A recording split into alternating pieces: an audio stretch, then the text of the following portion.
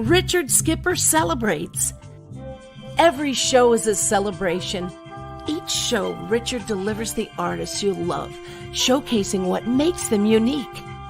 Never gossipy. The antidote to a sometimes hectic world. Now, here's your host, Richard Skipper.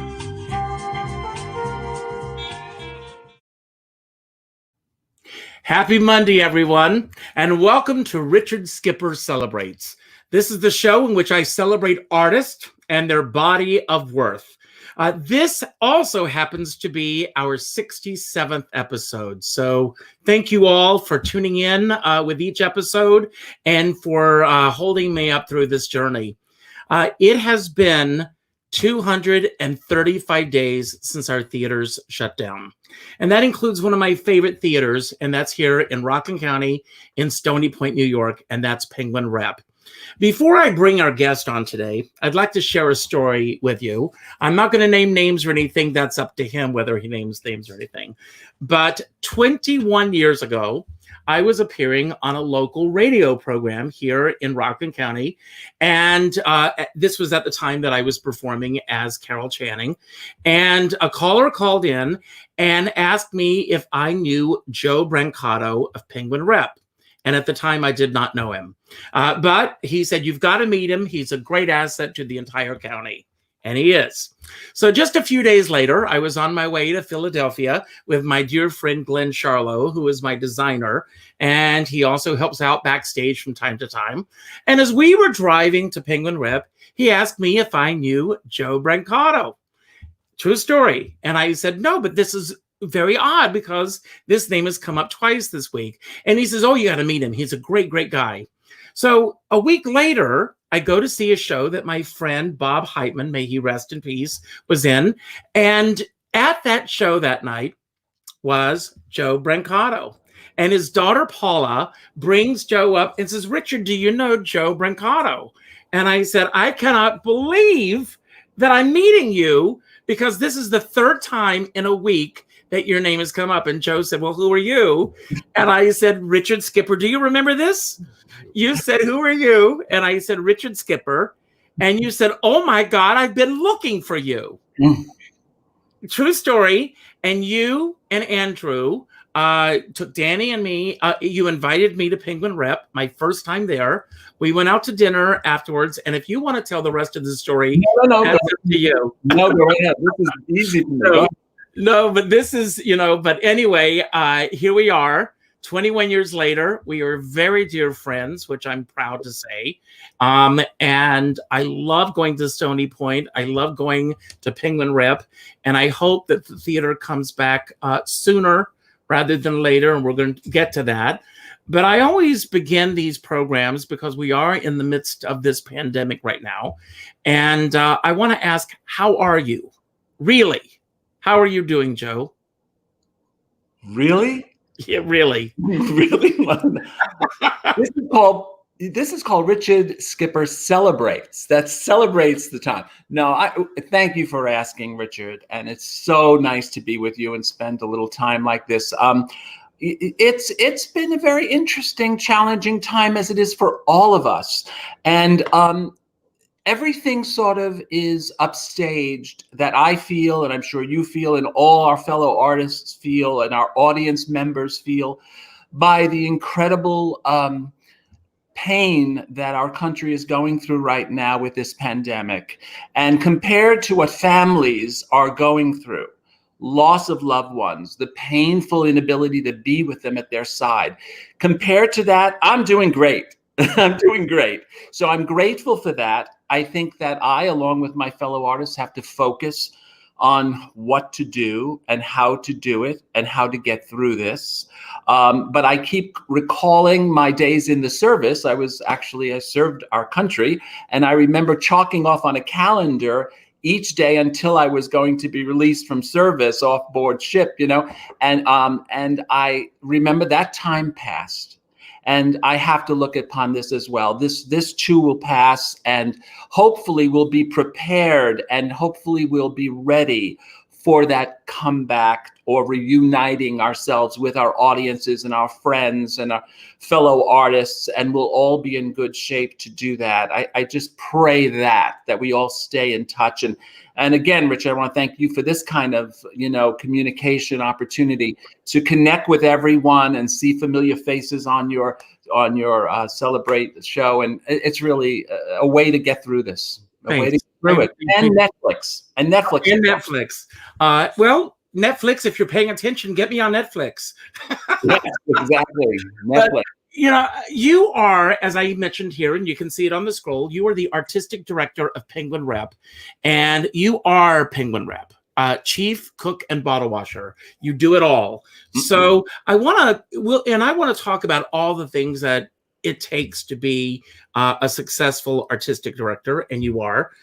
But again, before we get to that point, as I said, all the theaters shut down on March 12th, and that included you as well. So I want to know what your schedule was looking like at that time, and when, where, and how you came to the realization that, oh my God, we're not going to have a season this year. Right. Well, actually, we were very blessed by the fact we were running, we transferred a show to Manhattan, running at 59 East 59 called Sabbath Girl. And that play by Carrie. Loved it.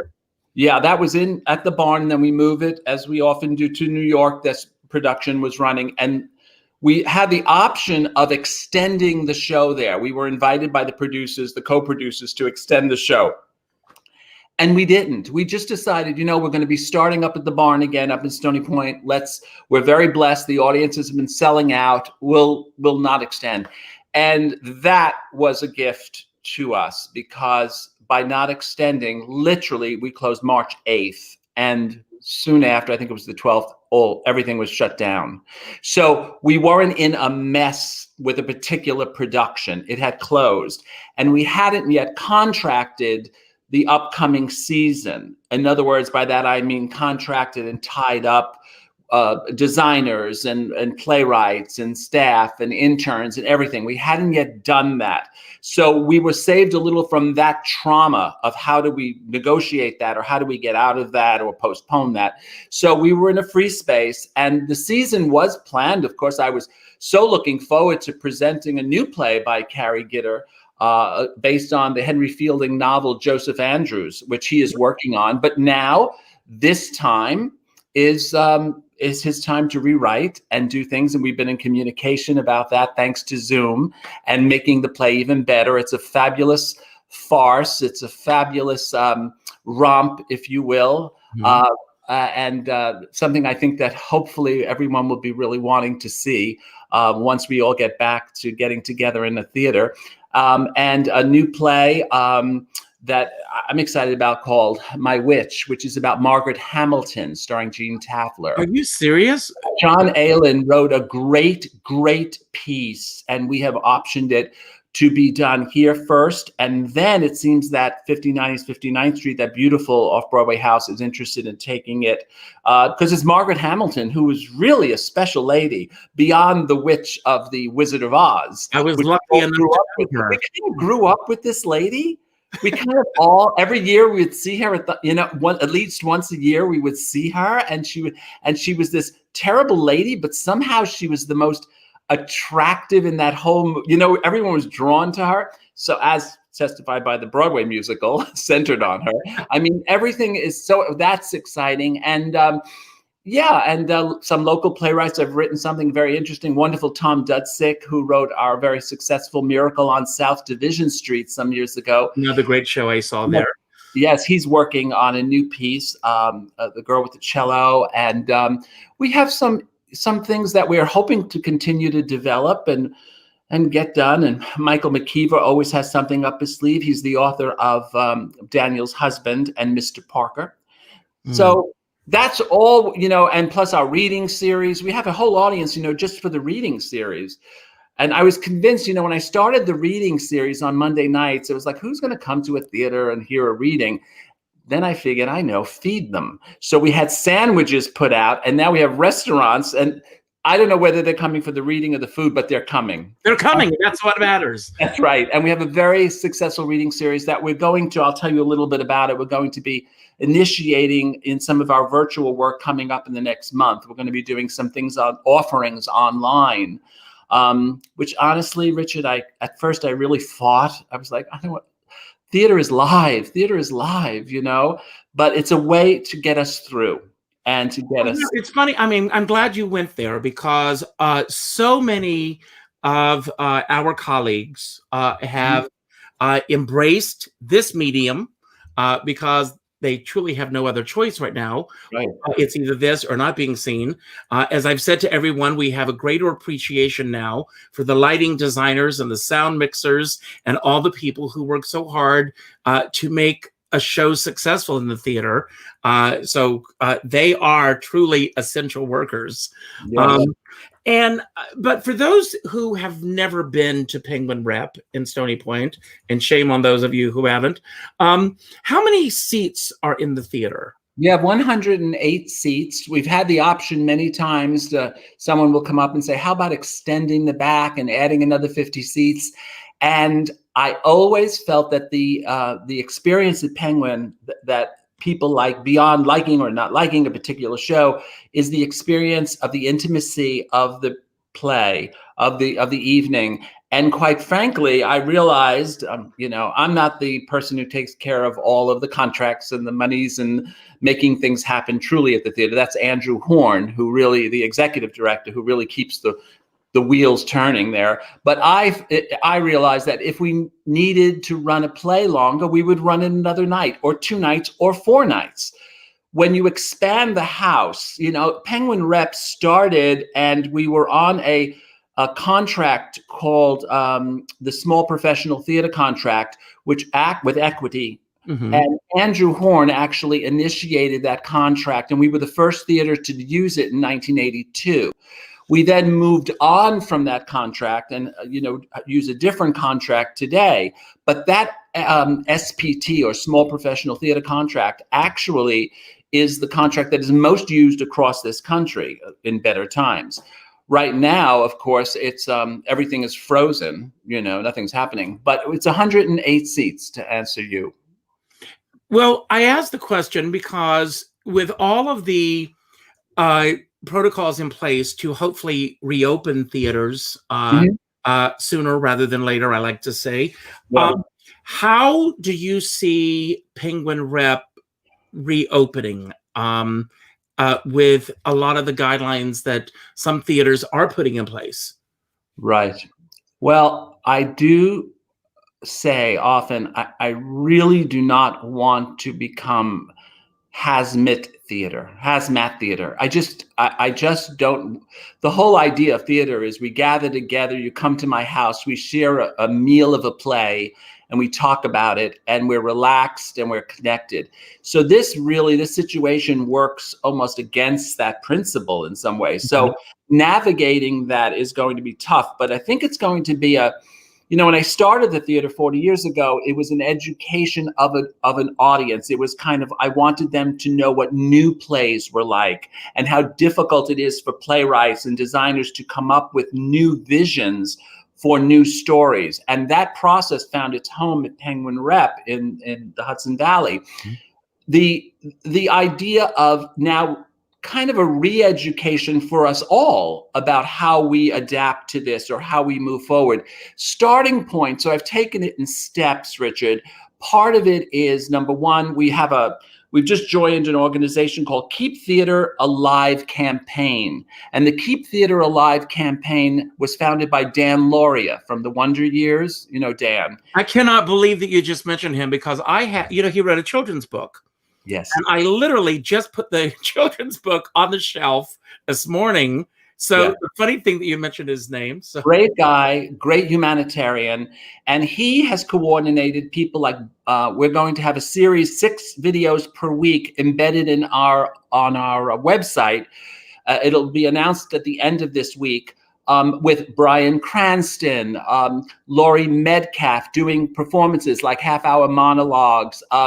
we are, in addition to our situation with Ann Dowd, the Emmy Award winner for Handmaid's Tale, is going to be doing a reading of Dollhouse 2. John Peelmeyer, the author of Agnes of God, is going to be doing a reading of his play about J.M. Barrie called Courage.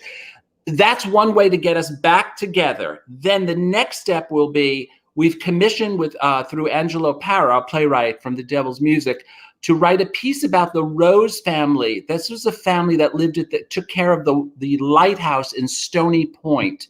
Now, the Stony Point battlefield, for those of you who don't know the area, you need to come up for a day and go to the Stony Point battlefield overlooking the Hudson at its widest. It is just beautiful.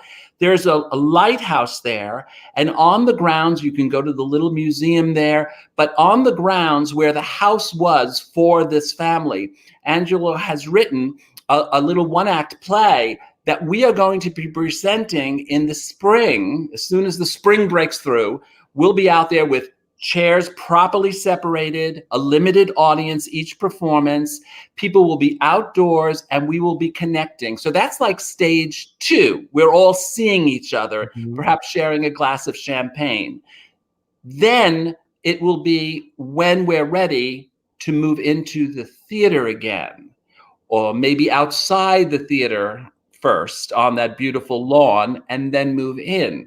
But it's going to be a gradual process, obviously. I mean, one of the challenges we face is when they say things like, well, you could do 50% of an audience, 30% of an audience. The reality is that I've always honored the professional theater person. So people are doing it. It's a living. It's not avocation. As much as I applaud avocation as a theater, and it's wonderful, I support it in the county and otherwise, I think it's great, but that's not my gig. And it is, in fact, that everyone on that stage or running that play from a booth, this is their livelihood. You know, I mean, we're paying unemployment, we're paying all that stuff because we believe that that is a choice as a career. And I'll stick to that. And so we are going to try to get back to that. But how do you do that on 30% of a house? I mean, it doesn't make sense. No. And I have to say, Richard, one of the most encouraging things, and this is why Andrew and I and my board of trustees, that are a bunch of the most wonderful people. And let me tell you, when people believe in you, when things are great and there's a lot of, opening nights and glamorous stuff going on, but then the people who are there in times like this, who continue to meet, to figure out ways to survive, figure out how to make things work, those are the great people. And so hopefully that will be there so that we can go from 30% rather to then a full house, Now, you mentioned earlier, Andrew, your partner, and for years, God bless her, a shout out to your mom who worked in the box office, and there she was at the theater. So it was really this family-run business. But I want to go back even further, and I want to talk about your childhood. You're from the Bronx, if I'm not mistaken. Am I right? Yes, the only borough with the article, the Bronx. And I lived in the Bronx my first 5 years in New York. You? Yeah, 205th Street and Hull Avenue, last stop on the D train. That's where I ended up when I first came to New York. But I want to ask, did you take a limousine from Manhattan to the Bronx each night? No, but it's another story, but I did take a limousine my first night into New York. You know that story. But okay. I want to ask you, growing up in your household, obviously your mom loved the arts and everything. Were you exposed to your dad as well? Were you exposed to the arts as a kid? No, I was exposed to $1 Million Movie and Saturday afternoons sitting in the living room with mom and dad and watching, movies and old movies and, what's considered old movies now. They loved it.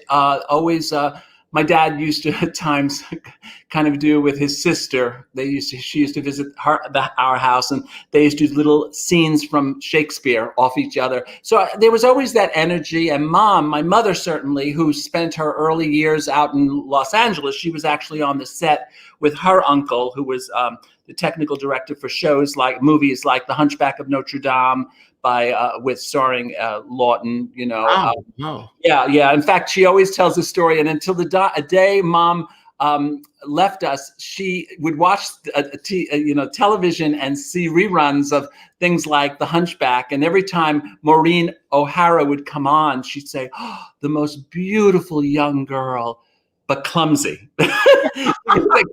Because Mom's assignment on that set as a young girl, as a 17-year-old girl, was to teach her the gypsy dance at the beginning, which she does. So Mom taught her that. That's so amazing. This wow. love for performance was in our homes. I was blessed to live on a street in the Bronx, 222nd Street, between Carpenter and White Plains Avenue, where they had the greatest gift to a young kid like myself. They had alleyways. And in the alleyways with these black tar walls, my first black box, I remember staging the most incredible productions of important plays, like the Passion plays, like the Miracle of Fatima, or Cinderella, or whatever it was. But I remember staging these shows and charging, of course, always charging. And how much did you charge? Oh, it was a couple of pennies, but worth every one. And the interesting thing is that, and I know this touches you. Now, I want to ask you, those pennies that you collected, did you reinvest in the theater with that? Did you continue to do other shows with the money you raised? Absolutely. I had a whole slew of them. And the greatest gift, Richard, is that some of these wonderful kids that I grew up with are still in my life. They come to see my productions. They're so supportive, you know, to what I do. And it's a life that I am so blessed with. And when I stop and think about the trajectory and that kid in the Bronx who just said, no, this is the way the show should look. And this is how it should be. And I never faltered from that, even when I went to school. And then I pursued teaching. I became a teacher at North Rockland High School when I got out of the service. I became a teacher. And I founded a drama department there that was on hold for couple of years doing smaller productions, but we did larger productions with my now partner here at the Penguin, Fran Newman, who's a board member. Mm-hmm. She was a student of mine, and a whole slew of wonderful people like Lizanne Fox Mitchell and Stephen Grant, and all these people who some people may know from the community. They were very much a part of that. So I've always seen it as a gathering of people, and I know we'll do a play. And that is the kind of thing that when I founded the barn, it was very much, you know, Mickey and Judy. Yes. It was like, you know what, let's do a play. And there was one man who was my angel. His name was Reverend Palm, P-A-L-M. I went there to the Stony Point Conference Center, saw the barn, and I asked him, it's a Fellowship of Reconciliation at that time kind of place. And I looked at him and I said, no, this barn is empty. I would like to activate it once again and make it a great theater. And he looked at that young guy in his 20s and said, go ahead, do it. Wow. Now, if that man had not believed in that kid the way I tried to believe in my interns, if he hadn't done that, not only for myself, please, but for a whole bunch of audience members, interns, artists, designers, writers have been affected not by my work, but honestly by that man's decision to say, I trust you, kid, go ahead and do it. And that's the kind of, that's the message that I try to take to my family at the theater. You know, it reminds me of a quote from, believe it or not, Joan Crawford. And this is in her book, My Way of Life. She says, be nice to everyone you come in contact with, because the person sweeping the floor today is running the studio tomorrow. Right. A friend of mine took that quote a step further and said, and the person running the studio today could be sweeping the floors tomorrow. Yeah. And what you are describing here is community. It's all these people who have come together, who have essentially said yes to you along the way. I know that you said earlier that you also served. Did you serve before becoming a teacher or after? Yes, before. Yeah. And thank you for that, by the way. So when you decide, as this was going on, did you ever have any aspirations to be a performer yourself? Or did you always want to be on the other side? Because you, and I'm not saying this because you're a friend, but it's true, you are a brilliant producer and director. Thank you. Thank you so much, Richard. I did some acting at the theater first opened. I needed actors. And I thought, I better do this role. I mean, I did 1 or 2 roles there. I remember doing Lucky in Dames at Sea, and covering the fact that I couldn't really tap dance, but I tried.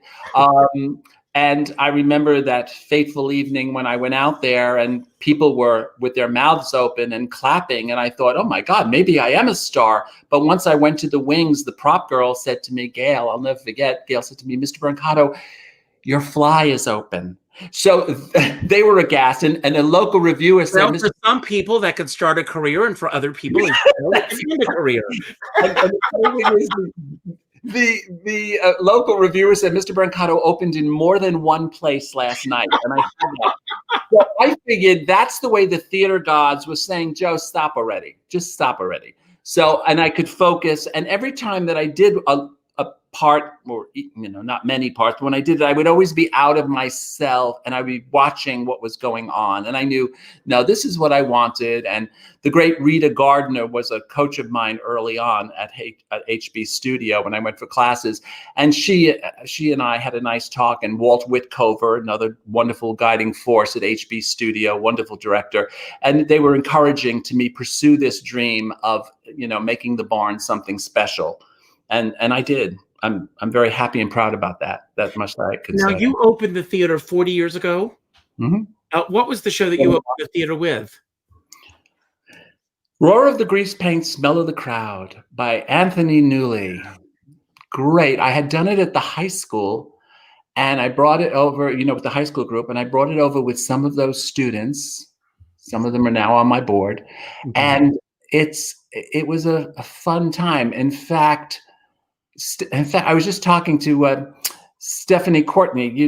Stephanie's the young lady who plays Flo, the progressive ads, Flo. Mm-hmm. And her sisters would sit on my floor. She was very young, and her sisters would sit next to me as we cut out leaves for that first production out of paper, colored paper, and put them all over the set. That was the first show. And then we did other things that were very audience accessible, Lovers and Other Strangers and The Fantastics.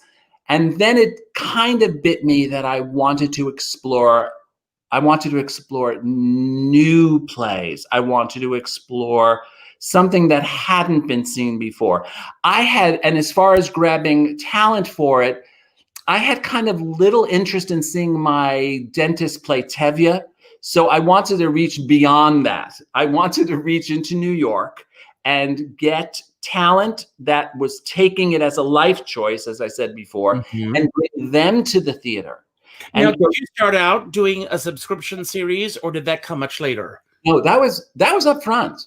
We would do, even at the beginning, we did like 3 shows for a few, $12 or whatever. And we would do more than a few pennies.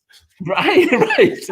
We would do a few shows, and I always put them together because I knew that what I wanted more than anything than a show was an audience. I knew I had to cultivate an audience. I want to ask you, because of the proximity to New York City, did you have any problems at all getting the rights to the shows, or were there any obstacles or bumps in the road when you were first starting out?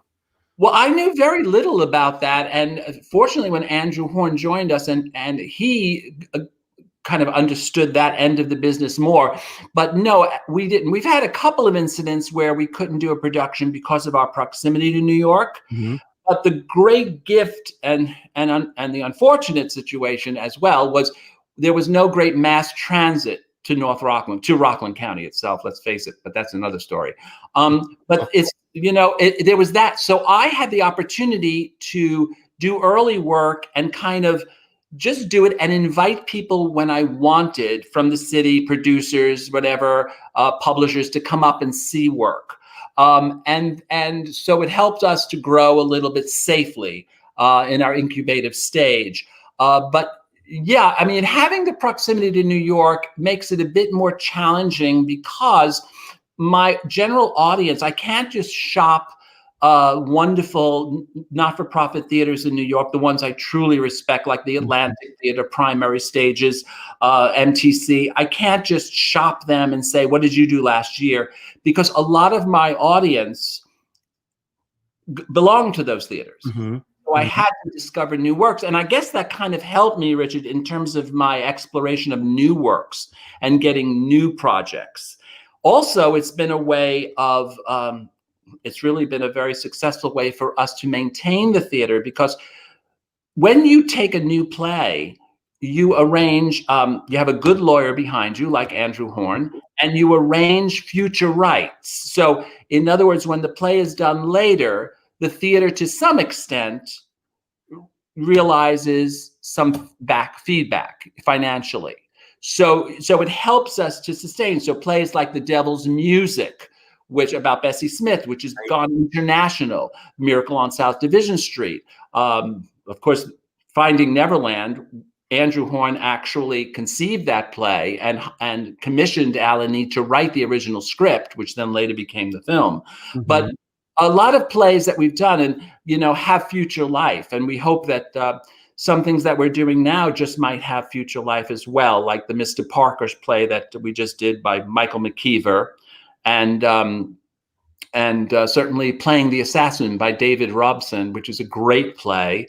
Playing the Assassin is about a football player and this interviewer, a very interesting two-hander. And we're hoping to put that, again, maybe get that online in some way. And so we're looking to we're all anxious, and I'm sure every artist that you speak to is very ready. I saw your brilliant interviews with so many wonderful people, like Jamie DeRoy, a wonderful producer and friend, and everyone is anxious to get back. But not only are we anxious to get back, but we're anxious to sit in a theater and see incredible theater. I want to go back. What was the first original play that you did at Penguin Rep? It was called Secondly in the First Place. And Secondly in the First Place was written by David Rogers. David Rogers was known, he made a lot of money in TV. He was known, actually, I don't know if you remember the Carol Burnett skit where they played the Supremes and they blew up in a sequin factory. Remember that? And there were sequins all over them. Well, David Rogers wrote that and many, many other pieces. He wrote a play about Tom Jones based on the Henry Fielding novel. And it was a romp, and we did it at the Penguin. I met him there, and he said he had a new play. And I'm like, okay, that's what I'm kind of leaning towards. And we did Secondly in the First Place. And how long into the early days of Penguin Rep did this come along? 10, I think it was 10 years. Oh, it was 10 years before you did an original play? God, I think, let's see, 5, 6, maybe less. Okay. Maybe 7. Yeah. And when did your theater become an equity theater? It became I would say it was like 1984, 85, maybe. And was that an easy transition for the theater? Yeah, everything was easier. We were younger. I mean, everything was easier. It was like, we want to be equity, and we want to get a certain clientele to come to the theater and recognize that they're seeing professional theater people working. And by professional, I just mean that these particular people were members of the union. And I had access to those people. Certainly I've had wonderful non-union people working as well. I mean, but I wanted to center that because what that brought us was a recognition beyond the county, where the New York Times, in the days where the New York Times would come out, they came out to every show. They wouldn't have come out to the shows if I didn't have union performers. When I first came to New York, there was the EMC program where I would work for every week that I worked. I got 1 point towards my equity card. it took a long time to get the equity card, but I did a lot of theater, so I appreciate those days. Yes. Do you have any program like that in place? We have what we have is under this contract, we don't have an EMC program because, as you say, it takes years to mount those credits. But we do have an internship program, which I'm very proud of. And some people have gone from the internship program to actually becoming the first. Well, Laurie Joachim is her name. I'll always remember it. And she's a dear person. She became the first female graduate of Juilliard's tech school. She started at Penguin. An intern who then became an associate of mine, Jared Mark, has now gone on to the West Coast. He's an Emmy winner for his fabulous work.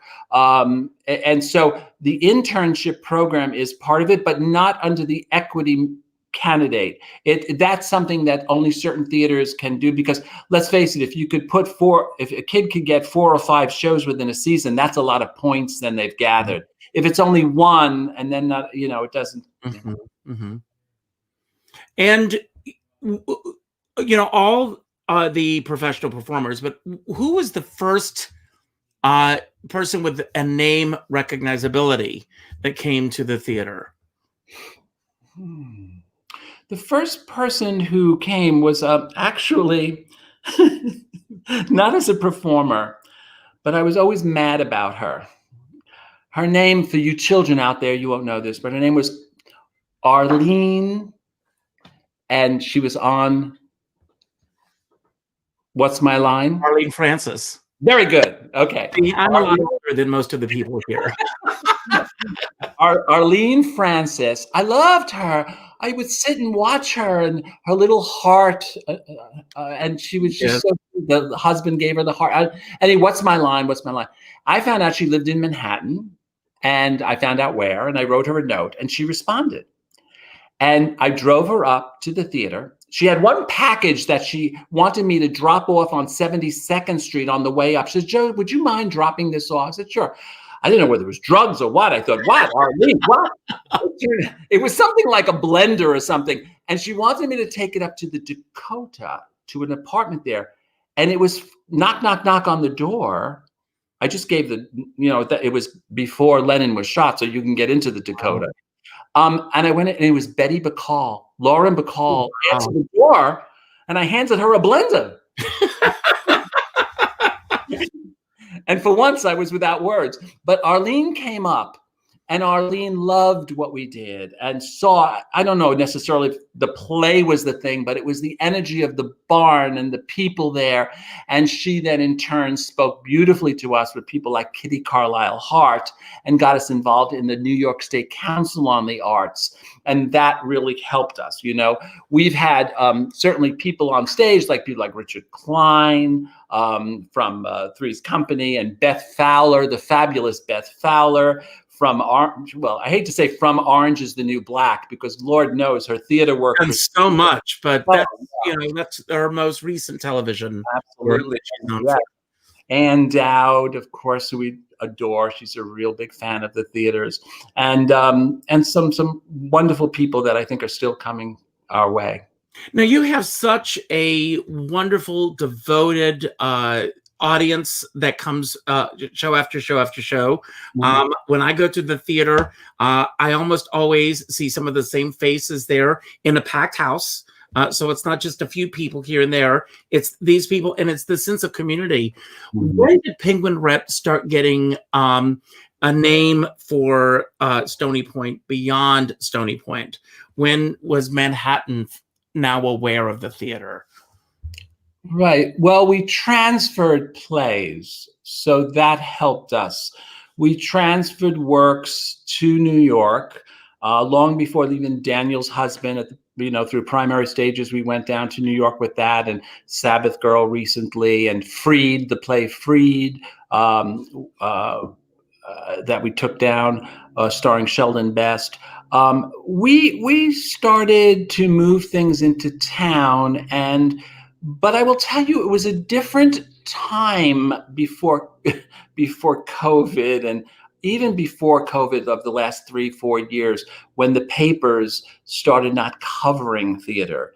Because once we did certain shows, like Alvin Klein was a reviewer for the New York Times, and a number of people would come back, Anita Gates, they would come back and they would report what was going on at the Penguin.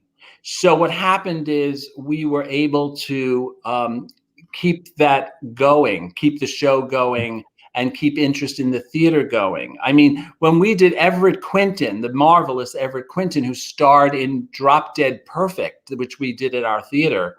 I will tell you that I have never laughed so much in my life. I saw it 3 times at the theater, and then I saw it when you moved it to St. Clement's Theater. We moved it 2 years in a row, actually, and with the support of Barbara Freitag and Jamie DeRoy, we were able to. Penguin was able to produce that in New York, and Joe Grosso, who's always a fan of the Penguin and so supportive of what we do, and we were able to bring shows like that in town. And Everett Quinton was so brilliant in that. In fact, when I wrote it, well, Erasmus Fenn wrote it, but who only speaks to me. Okay. It's really weird. We got that together and we did it down there 2 years in a row. So our relationship with New York, and that was always part of it, Richard, in terms of the life plan of the theater, was for it to reach back into New York. And so that this way, you see, we will be able to then farm the plays out to theaters across the country, Canada, and then they can do their productions of it. But as I explained before, they do their production and then Penguin receives a bit of change from their productions in addition to the institutional recognition.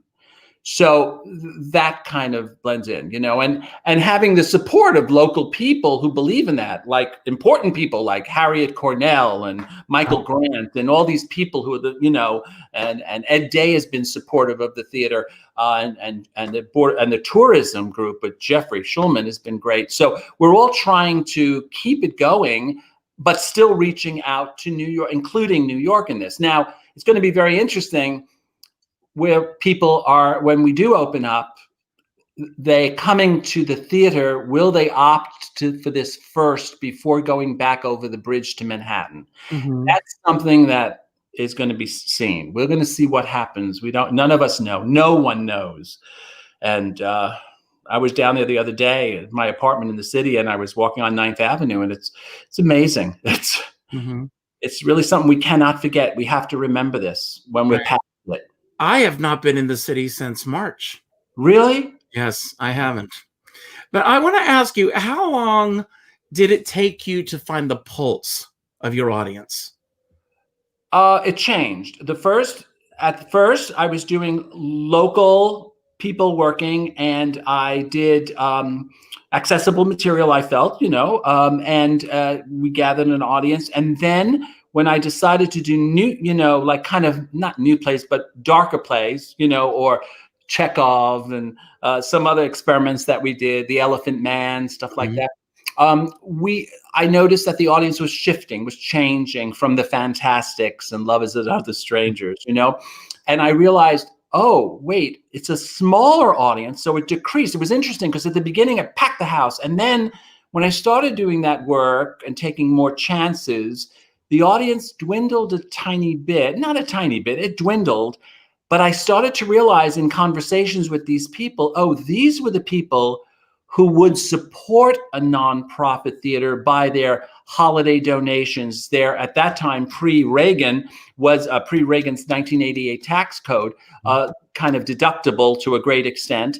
And then they became part of the dialogue in terms of readings, feedback. And from that audience, we grew.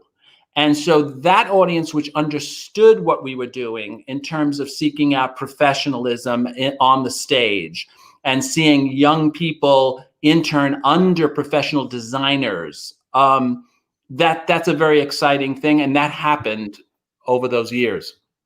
Now, it's going to sound like I'm just praising you, which I am, but I mean what I'm saying. We could all use it. Yes. I have never seen anything at the theater that didn't touch me on some level. And was there one particular production, you don't need to go into details with it, where you missed the mark in terms of the audience was not ready for something that you brought to them? Yes. And you take us there and talk about that? Sure. Without naming the show, of course. Unfortunately, there are a couple, and this is only coffee. I should have. But you're right.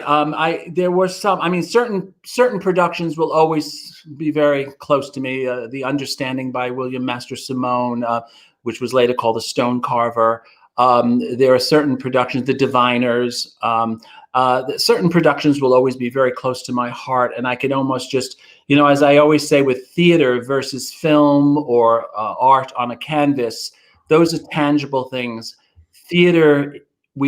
Those in theater share something, and it's as soon as you see the person, it might have been 20 years ago you were in the production, you go back to that wonderful, wonderful relationship and family. And it's very, very, very, very important and very precious to me, very dear to me. But there are productions that I don't want to think about. There are productions that I don't want to remember. One was, oh God, I hope I get the name right. It was a production that was called Baby with the Bathwater. And brilliant playwright, of course. But it was a little out there. And I remember the audience not responding well to it. And when I saw the playwright sometime later, I mentioned it, and he said, "Oh God, it's always been a problem." And I felt a little relieved at that, that he thought it was also that. And there were certain productions that I had jobbed in a couple of productions, meaning they were done elsewhere and put them in, and they sort of lacked the Penguin passion or the Penguin feel or the Penguin love on stage. And I learned from that. It was easier for me because I could slot it in. It had been done elsewhere, whatever, but it didn't quite hit the mark. And it came from a good place, like it came from another place that was very good, but it was under their roof with their people, and that was beautiful. When it transferred, it didn't have that kind of strength, I felt. So that was a concern of mine. And there are a couple of instances like that, of course, and hopefully we learn from them. I mean, hopefully, you try to think back after the anger, upset, and tears, perhaps, you kind of, okay, what went wrong? How do I fix this? And how do we make sure that doesn't happen again? I mean, I remember, may I say this about our relationship and how you helped us out one year? If you'd like to, because I'm sure a lot of people. I want to give a shout out to two people. Okay. Bonnie Lee Sanders and Ellen Schwartz, who has since passed on. Oh, Ellen. Yeah. Because they were behind this piece. Yeah. So this is where we're going to take the audience on this journey. They're fabulous composers, and dear Ellen just passed away untimely, and Bonnie is still kicking ass. She's amazing. But they composed a project, and I wrote the book for it at Penguin. It was based on Mae West, and it was called Mae West at Club El Fay. And I reduced it down to a 3-person play. And in fact, on YouTube, you could actually see a clip of it. It starred Jim Bailey, Bailey. Jim Bailey, as a kid, he would be on the Lucy Show, Ed Sullivan. He was a master, an absolute master at his craft. He would sing and become various women, Peggy Lee, Barbra Streisand, amazing, well beyond just, Judy Garland, which is what he was most known for. Judy Garland, I saw him do it at Carnegie Hall. Judy Garland, I mean, the late great Jim Bailey. So we had Jim fly in, but unfortunately, we got Jim at a time when Jim was having some real personal issues, and it's a barn, right? It's a barn, and Jim somehow thought he was at Carnegie Hall. And so it became the ride was a little odd, weird and everything, but supportive of his amazing humor and great talent. But there was because of the difficult time he was going through, I'm couching this well enough, right, Richard? You're doing great.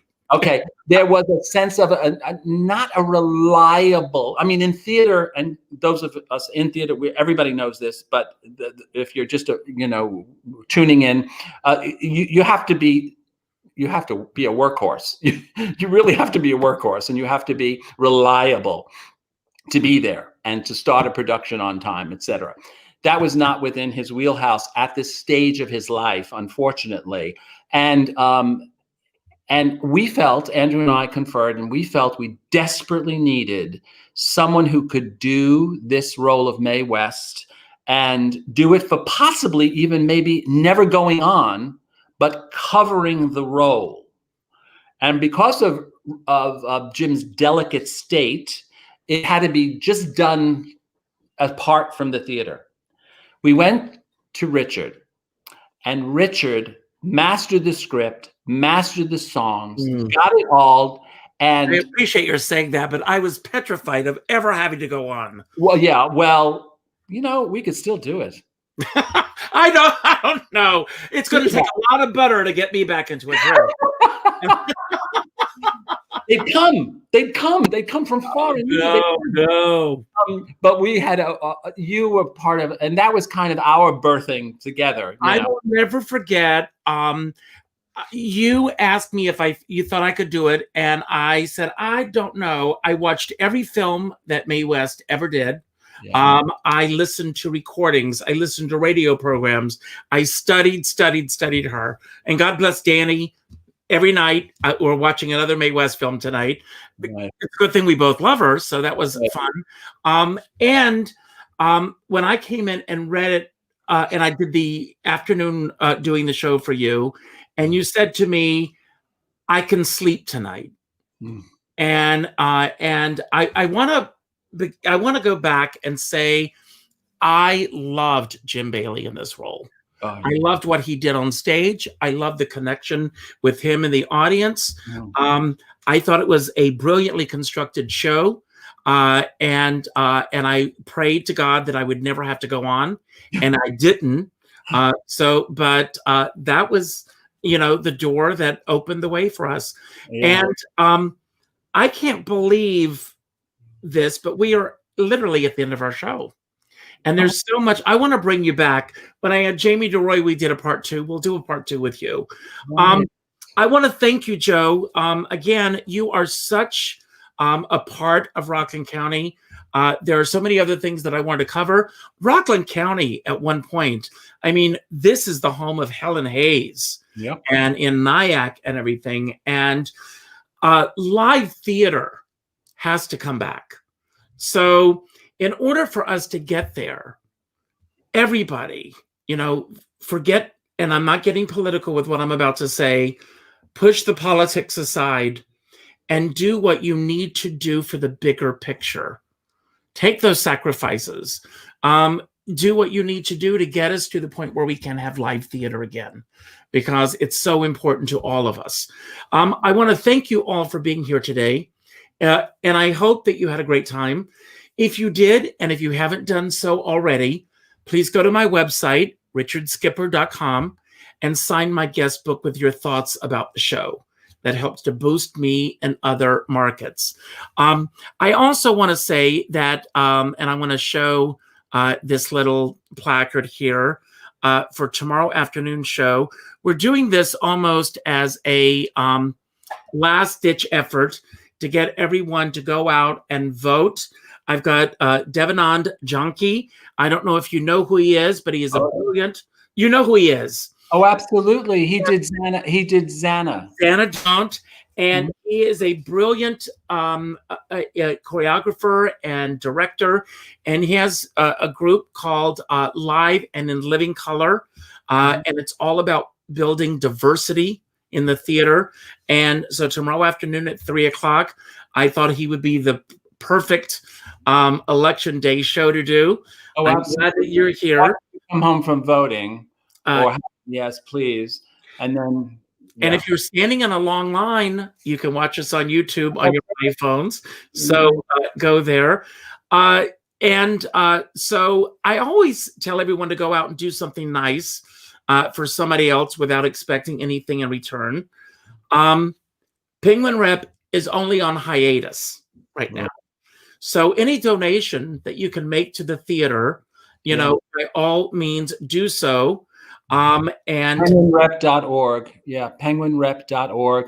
And we'll be announcing all of those videos that we'll be doing at the end of the week. So just go to our website, make sure you're on our mailing list. And yes, Richard, we would be so appreciative to keeping the house healthy and safe and ready so that we can come back. So that we are ready to come back when we come back. And before we sign off, Joe, I want to give you the final word today. Anything you want to say about anything that's on your mind, anything we discussed, anything we didn't discuss, any message that you want to put out to the world right now. And I'm sure there are a lot of them. What a world. Yes. But you always, going to your theater, and you touched upon this earlier, is like coming home again. And the fact that you were there to greet every audience member with hugs and kisses, and hopefully those are going to come back too. And then you sit down and you welcome the audience before every show. Yeah. As an audience member, it's appreciated. So thank you for that. And now you've got the final word, Joe. And again, thanks for being here today. Thank you, Richard. And it's interesting that you say that, because yes, most every show I've been there to welcome people. And it's kind of like if you came into my house, I'd certainly say, come on up and sit at the table, you know.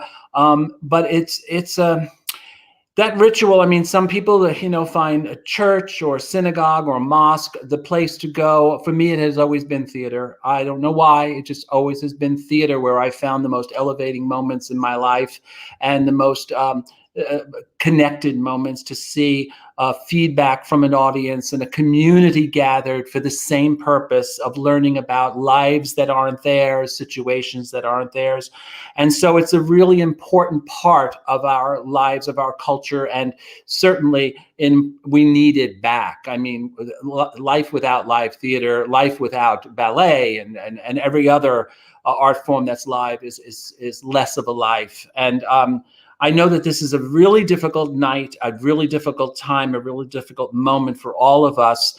And I pray that we all use our better angels. We think about it, because my soul aches not only for theater to return, for our relationships to return. And for that to happen, we need guidance. We need leadership. We need someone who genuinely cares, and that when you hear them speak to you, you go, okay, I'm going to listen. I think this is the way we can get better and heal, rather than exacerbate a wound and make the wounds greater and deeper, because we only have one time through. And I think that these years need to be informed by good leadership, people who care. No one's perfect out there. I'm not saying anybody is perfect and this is the answer. All I'm saying is we need to change. Thank you so much. And I really appreciate Richard for what he does in pulling us all together to celebrate.